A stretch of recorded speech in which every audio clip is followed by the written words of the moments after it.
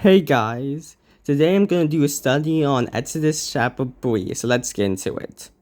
Meanwhile, Moses was shepherding the flock of his father-in-law Jethro, the priest of Midian. He led the flock to the far side of the wilderness and came to Horeb, the mountain of God. So it says that he was shepherding the flock of his father-in-law Jethro, but previously we see that it says when they returned to their father Reuel, he asked, why have you come back so quickly today?" So we see that Reuel and Jethro, but it's probably that he has two names, and since that he's a priest and we'll find and other people when talking about God, they usually have el at the end of the name. So Ruel is probably his priest name, while Jethro is his like the name that he was given at birth. And he led the flock to the far side of the wilderness and came to Horeb, the mountain of God. So he came to the mountain of God. Then the angel of the Lord appeared to him in a flame of fire from the bush. As Moses looked, he saw that the bush was on fire but was not consumed. So Moses thought, I must go over and look at this remarkable sight. Why is not the bush burning up? So the angel of the Lord appeared and in a flame within the bush, and the fire was not burning up the bush. So Moses saw it and was curious that why is not it burning up? So he went to look. When the Lord saw that he had gone over to look, God called out to him from the bush, Moses, Moses. Here I am, he answered. So the Lord saw him coming over, so he called out to him and said, Moses, Moses. And then Moses responded by saying, Here I am. Do not come closer, he said. Remove the sandals from your feet, for the place where you are standing is holy ground. Then he continued, I am the God of your father, the God of Abraham, the God of Isaac, the God of Jacob. Moses hid his face because he was afraid to look at God. So the Lord God was saying, do not come close to remove the stains for your feet, for the place where you are standing is holy ground. Because removing your sandals at this time was a sign of respect to the people, because usually you remove your sandals when you come into the house, so it's respect to the house owners, and it's also a sign of humility. So he's show me respect and have a humble heart by removing sandals, because where you are standing is holy ground. Then he continued, I'm the God of your father, the God of Abraham, the God of Isaac, the God of Jacob. Moses hid his face because he was afraid to look at God.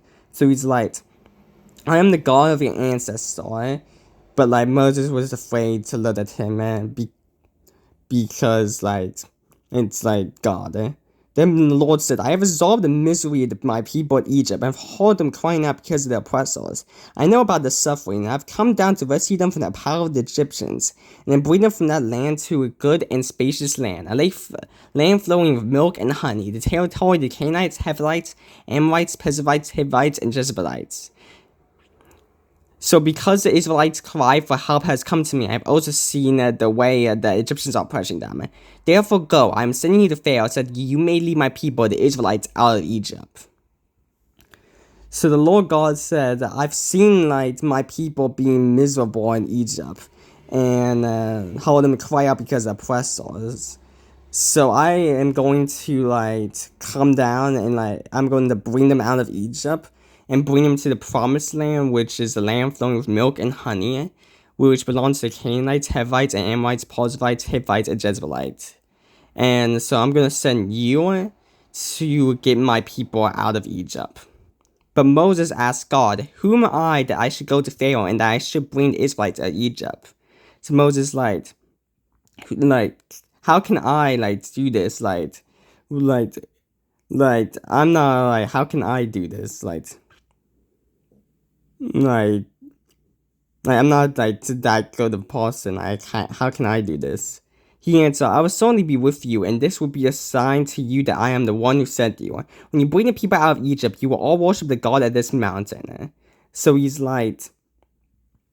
would be oh, don't worry, I will be with you, so you will not be alone.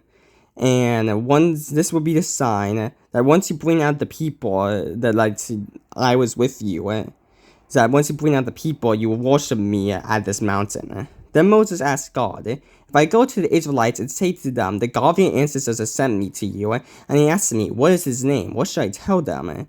God replied to Moses, I am who I am. This is what you to say to Israelites, I am has sent me to you. So, he's saying, I am who I am, and this is what you ought to say to Israelites, I am has sent me to you. Because, like, when you describe yourself, you say, like, I am this, or, like, I am that, but, like, God is I am. He's also, like, I am who I am, because God is who God is. So, like, I am who I am. God also said to Moses, say this to the Israelites, the Lord, the God of your ancestors, the God of Abraham, the God of Isaac, and the God of Jacob has sent me to you. This is my name forever. This is how I'm to be remembered by in every generation. So he also says, my other name, like the other thing you can call me is the Lord, the God of your ancestors, the God of Abraham, the God of Isaac, and the God of Jacob. And this is how you should refer to me forever. So, like, refer to me by saying the God of Abraham, God of Isaac, and God of Jacob. Go and assemble the elders of Israel and say to them, the Lord, the God of your ancestors, the God of Abraham, Isaac, and Jacob, has appeared to me and said, I have paid close attention to you and to what has been done to you in Egypt. And I promise you that I will bring you up from the misery of Egypt to the land of Canaanites, Hamites, Amorites, Perizzites, Hivites, and Jezreelites, a land flowing with milk and honey. They will listen to what you say. Then you alone, the elders of Israel, must go to the king of Egypt and say to them, the Lord, the God of Hebrews, has met with us. Now please let us go on a 3-day trip into the wilderness so that we may sacrifice to the Lord our God. So he said, like, go and, like, get to the elders of Israel and say to them that the God of your ancestors come and, like, see what's happening to you to Egypt. And that I will bring you into the land of milk and honey, which belongs to Canaanites, Hivites, Amorites, Perizzites, Hivites, and Jezreelites. And that I will bring you out of the oppression of Egypt. And the elders will listen to you, and then you will go to the king of Egypt, and you will say to him that the Lord, the God of the Hebrews, has met with us. Now let us go into a 3-day trip into the wilderness, so we may sacrifice the Lord our God. However, I know that the king of Egypt will not allow you to go, even under force from a strong hand. But when I stretch out my hand and strike Egypt with all my miracles I will perform in it, after that he will let you go. So God is saying, however, I know the king of Egypt will not allow you to go, even under force from a strong hand. But when I stretch out my hand and strike Egypt with all my miracles I will perform in it, after that he will let you go. So God knows that the king of Egypt, Pharaoh, will be stubborn, and that he will not allow you to go. But he also realized that after he does all his miracles, then he will let him go. And I will give these people such a favor of the Egyptians that when you go, you will not go empty-handed. Every woman will ask her neighbor and any woman staying in her house for silver and gold jewelry and clothing, and you will put them on your sons and daughters, so you will plunder the Egyptians. So he also says, like, and I will give these people such favor of the Egyptians that when you go, you will not go empty-handed. Each one will ask her neighbor so, like, he's saying, like, after you leave, you would, get all the riches from Egypt, and you will have, like, your sons and daughters being, like, rich, so that you will plunder the Egyptians. And yeah. So this is Exodus chapter 3, which has, the Lord, coming, like, giving a message to Moses about how he will be the one to free his people and bring his people to the promised land, which is a land flowing with milk and honey. And yeah. So if I said anything wrong, if any Spanish Christian sees this and I said anything wrong, please correct me. And if you like this video, like it. And if you think I'm doing something good, subscribe.